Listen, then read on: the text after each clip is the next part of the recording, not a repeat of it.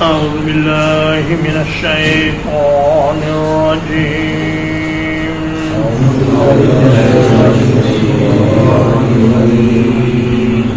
بسم الله الرحمن الرحيم يا أيها النبي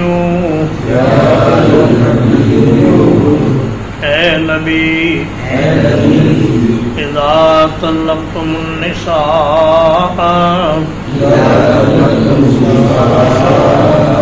جب تم عورتوں کو طلاق دو فطلقوهن لعدتهن تو انہیں ان کی عدت میں طلاق دو وَأَحْصُوا الْعِدَّةَ اور عدت کا شمار کرو وَاتَّقُوا اللَّهَ رَبَّكُمْ اور اللہ سے ڈرتے رہو جو تمہارا رب ہے لا تخرجوهن من بيوتهن انہیں ان کے گھروں سے نہ نکالو ولا یخرجن اور نہ وہ خود نکلیں الا ان یأتین بفاحشۃ مبینہ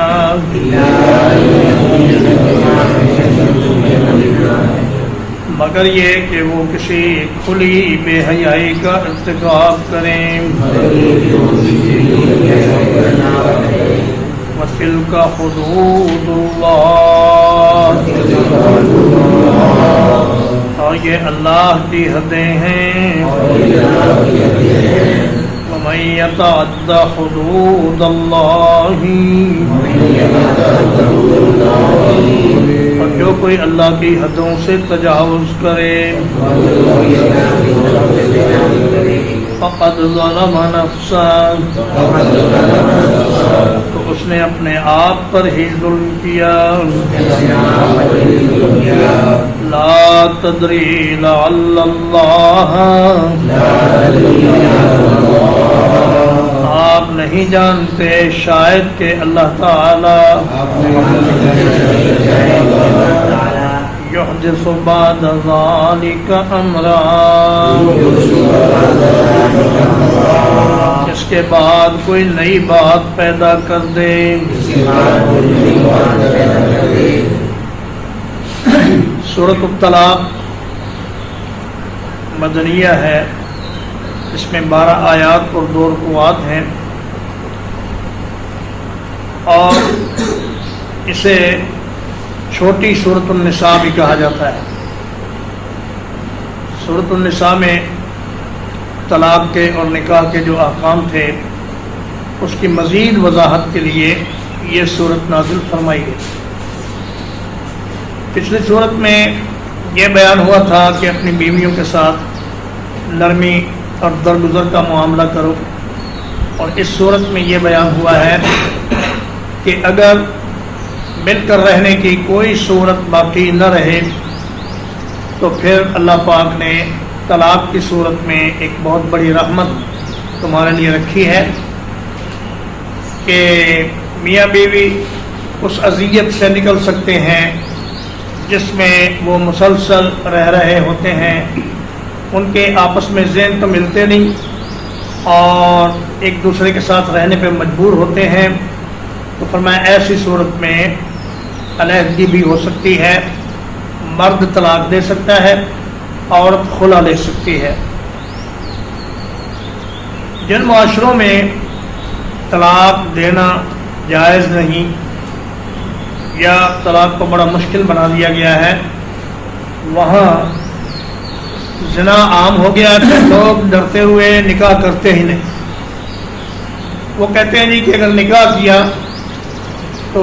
طلاق کی صورت میں آدھی جائیداد دینی پڑے گی یا عمر بھر کے لیے عورت کو خرچہ دینا پڑے گا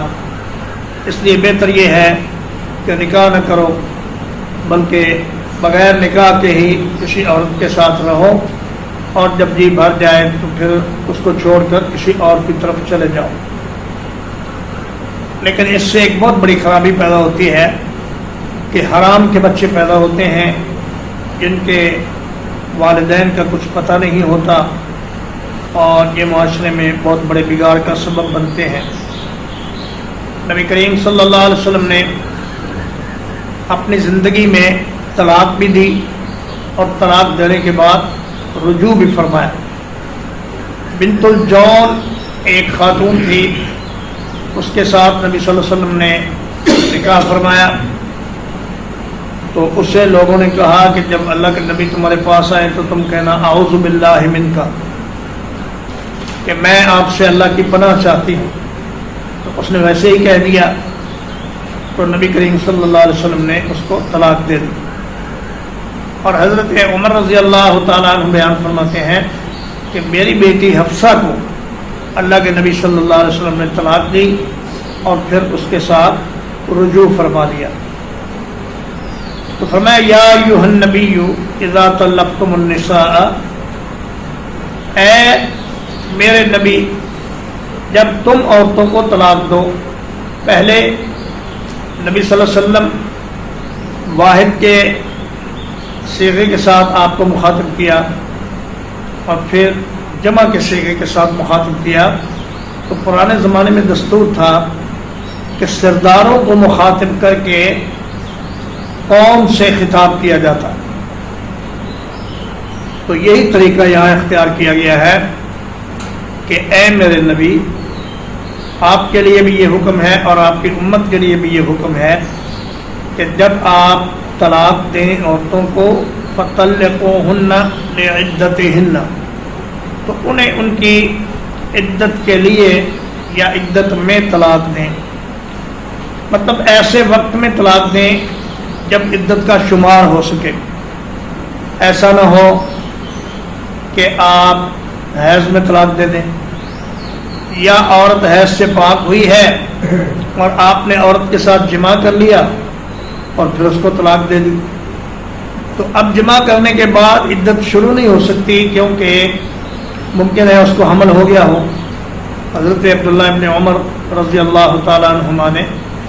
اپنی ایک عورت کو طلاق دی اور حیض کے اندر طلاق دے دی، تو نبی کریم صلی اللہ علیہ وسلم نے فرمایا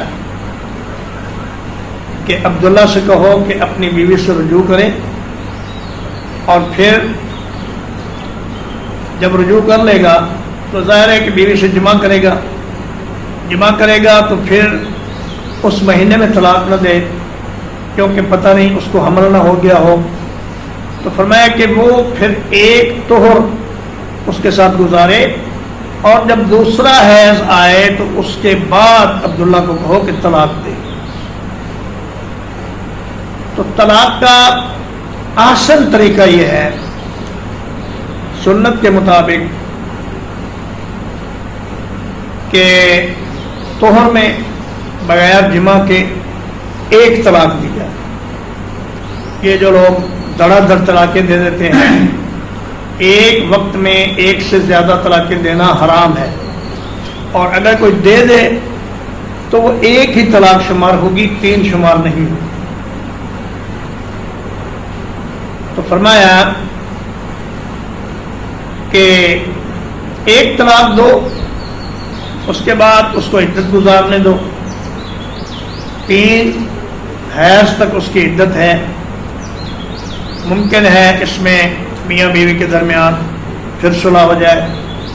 اور رغبت ہو جائے میاں کو بیوی کی طرف اور رجوع ہو جائے۔ اس کا فائدہ یہ ہوگا کہ اگر عدت گزر بھی گئی تو پھر یہ عورت دوبارہ نئے نکاح کے ساتھ اپنے شوہر کے نکاح میں آ سکتی ہے،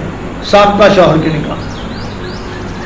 کیونکہ اکثر دیکھا گیا ہے کہ طلاق دینے کے بعد لوگ نادم ہوتے ہیں اور کہتے ہیں کہ میں تو جی اب دوبارہ گھر آباد کرنا چاہتا ہوں۔ تو اگر دوبارہ گھر آباد کرنے کی گنجائش رکھنی ہو تو پھر ایک ہی طلاق دینی چاہیے، زیادہ طلاقیں نہیں دینی چاہیے۔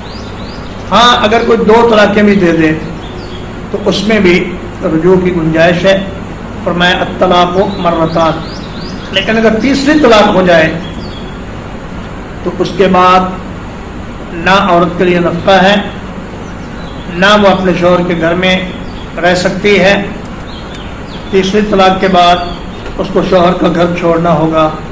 سیدہ فاطمہ بنت قیس رضی اللہ تعالیٰ عنہ کہتی ہیں کہ میں رسول اللہ صلی اللہ علیہ وسلم کے خدمت میں حاضر ہوئی. میں نے عرض کیا یا رسول اللہ، میرے شوہر نے مجھے تیسری طلاق دے دی ہے،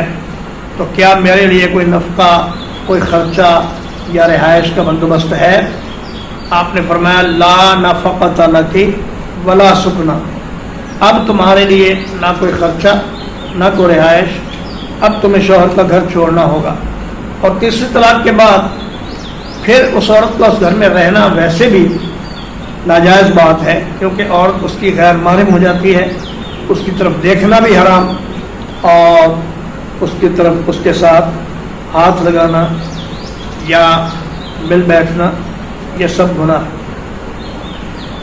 تو فرمایا وَأَحْصُ الْعِدَّةَ، عدت کا شمار کرو. ایسا نہ ہو کہ کوئی عورت عدت ختم ہونے سے پہلے ہی نیا نکاح کر، یا پھر آپ اس کو ایسی حالت میں طلاق دیں کہ وہ عدت کا شمار نہ کر سکے. فرمایا حیض سے پاک ہونے کے بعد بغیر جمع کے اس کو طلاق دو تاکہ عدت کی گنتی ہو سکے. لا تخرجوهن من بیوتهن ولا یخرجن، بیوتهن سے مراد شوہر کا گھر ہے، کہ عورت عدت کے دوران شوہر کے گھر سے نہ نکالی جائے بلکہ وہیں پہ رہے، اور مرد کے ذمے ہے کہ وہ اس کو خرچہ بھی دے، اگر بچے ہوں تو ان کا بھی خرچہ دے. الا ان یاتین بفاحشۃ مبینہ، فاحشۃ مبینہ میں 3 چیزیں ہیں. ایک تو یہ کہ کوئی زنا کا ارتکاب ہو جائے عدت کے دوران، تو پھر اسے گھر سے نکالا جا سکتا ہے، یا کوئی وہ چوری کر لے. اور تیسرا اس میں ہے کہ شوہر کے گھر والوں سے بد کلامی کرے، زبان درازی کرے، تو پھر بھی اسے گھر سے نکالا جا سکتا ہے. مشہور مفسر امام ابن جریر طبری نے محمد بن ابراہیم کی حسن سند کے ساتھ حضرت عبداللہ بن عباس رضی اللہ تعالیٰ عنہما کا اس آیت کی تفسیر میں یہ قول نقل کیا ہے کہ الفاحشۃ ان تبزو علی اہلہا، کہ فاحشہ یہ ہے کہ وہ شوہر کے گھر والوں پر زبان درازی کرے، ان کو گالی گلوچ کرے، تو پھر بھی اسے گھر سے نکالا جا سکتا ہے. فاحشہ کا معنی ہے انتہائی قبیح حرکت، ایسی بری بات کہ جو ظاہراً بری ہو. وَتِلْكَ حُدُودُ اللَّهِ، فرمایا یہ اللہ کی حدیں ہیں، ان سے تجاوز نہ کرو. لا تدری لعل اللہ یحدث بعد ذلک امرا، یہ عدت اس لیے رکھی گئی ہے کہ شاید اللہ پاک میاں بیوی کے درمیان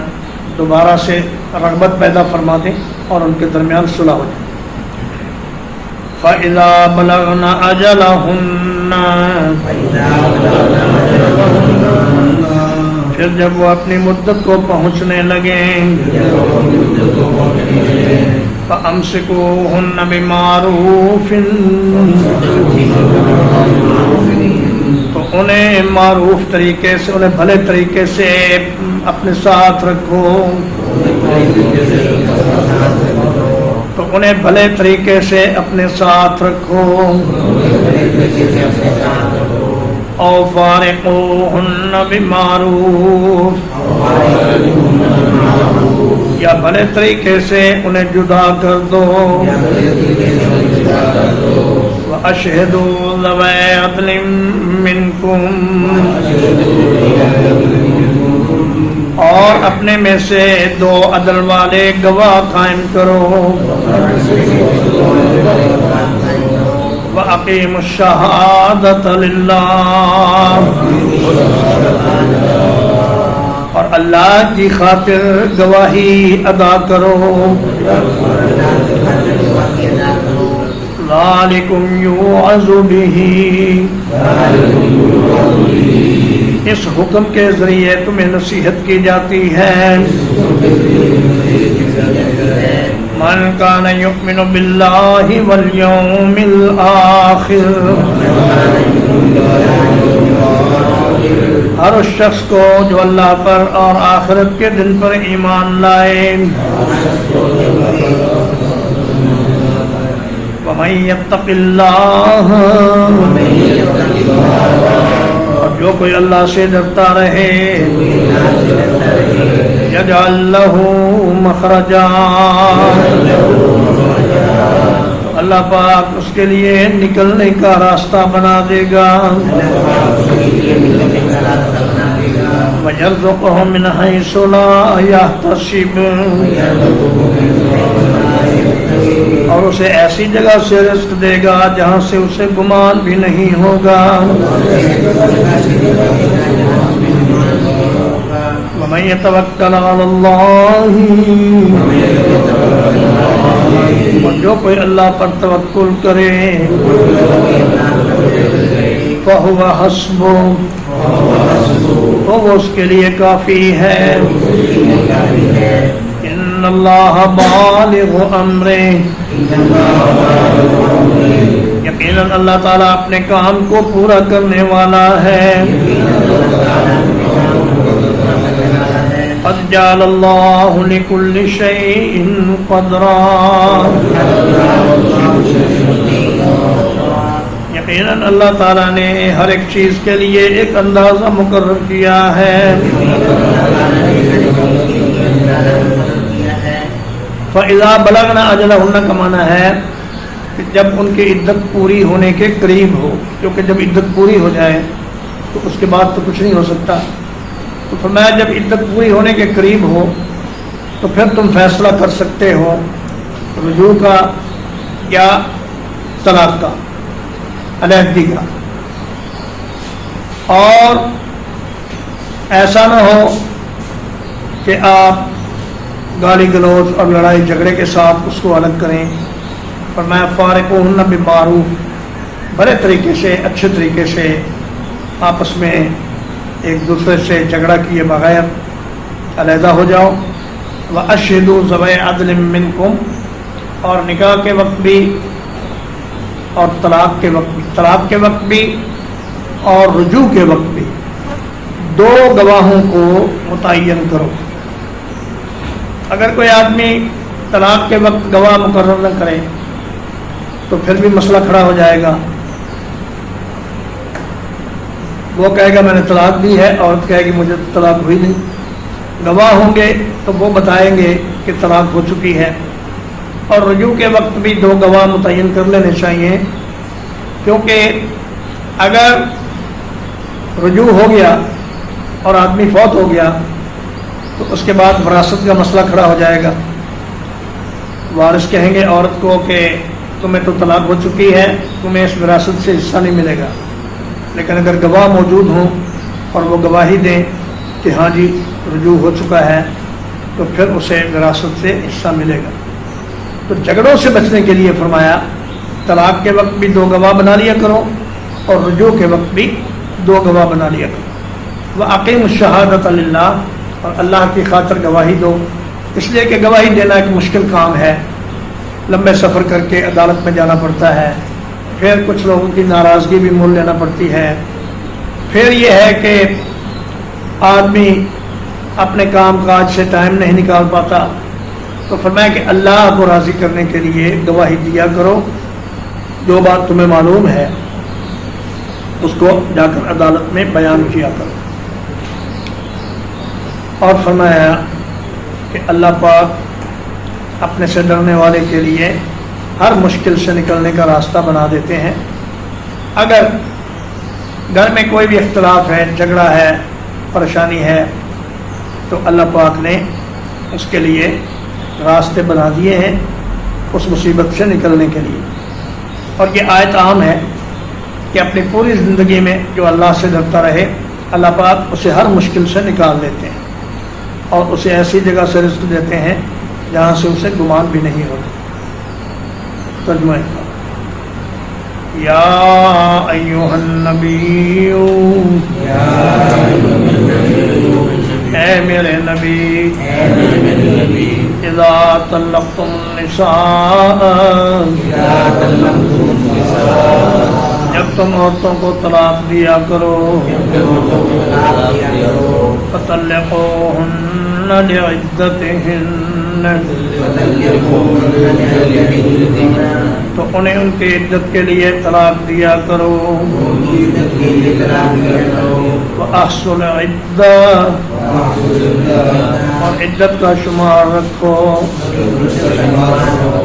وَاتَّقُوا اللَّهَ رَبَّكُمْ اور اللہ سے ڈرتے رہو جو تمہارا رب ہے لا تخرجوهن من بيوتهن انہیں ان کے گھروں سے نہ نکالو ولا يخرجن اور نہ وہ خود نکلیں الا ان يأتين بفاحشة مبينة مگر یہ کہ وہ کسی کھلی بے حیائی کا ارتکاب کریں وَتِلْكَ حُدُودُ اللَّهِ اور یہ اللہ کی حدیں ہیں وَمَن يَتَعَدَّ حُدُودَ اللَّهِ اور جو کوئی اللہ کی حدود سے تجاوز کرے فقد ظلم نفسا تو اس نے اپنی ہی جان پر ظلم کیا لا تدری لعل اللہ یحدث بعد ذلك امرا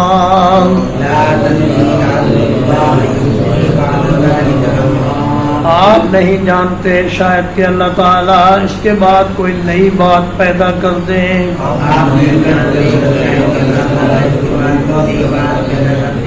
فَإِذَا بَلَغْنَ أَجَلَهُنَّ پھر جب وہ اپنی عدت پوری کرنے لگیں فَأَمْسِكُوهُنَّ بِمَعْرُوفٍ تو انہیں بھلے طریقے سے روک کر رکھو أَوْ فَارِقُوهُنَّ بِمَعْرُوفٍ یا انہیں علیحدہ کر دو بھلائی کے ساتھ وَأَشْهِدُوا ذَوَيْ عَدْلٍ مِّنْكُمْ اور اپنے میں سے دو عدل والے گواہ بنا لیا کرو وَأَقِيمُوا الشَّهَادَةَ لِلَّهِ اور اللہ کو راضی کرنے کے لیے گواہی دیا کرو ذَلِكُمْ يُوعَظُ بِهِ مَنْ كَانَ يُؤْمِنُ بِاللَّهِ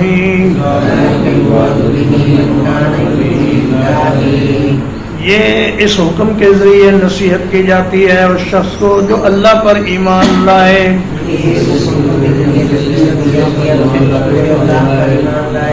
والیوم الآخر اور آخرت کے دن پر ایمان لائے ومن یتق اللہ اور جو کوئی اللہ سے ڈرتا رہے یجعل لہ مخرجا اللہ پاک اس کے لیے مشکل سے نکلنے کا راستہ بنا دیتے ہیں وَيَرْزُقْهُ مِنْ حَيْثُ لَا يَحْتَسِبُ اور اسے ایسی جگہ سے رزق دیتے ہیں جہاں سے اسے گمان بھی نہیں ہوتا وَمَن يَتَوَكَّلْ عَلَى اللَّهِ فَهُوَ حَسْبُهُ اور جو کوئی اللہ پر بھروسہ کرے تو وہ اس کے لیے کافی ہے ان اللہ بالغ امرہ یقیناً اللہ تعالیٰ اپنے کام کو پورا کرنے والا ہے قد جعل اللہ لکل شیء قدرا یقیناً اللہ تعالیٰ نے ہر ایک چیز کے لیے ایک اندازہ مقرر کر رکھا ہے.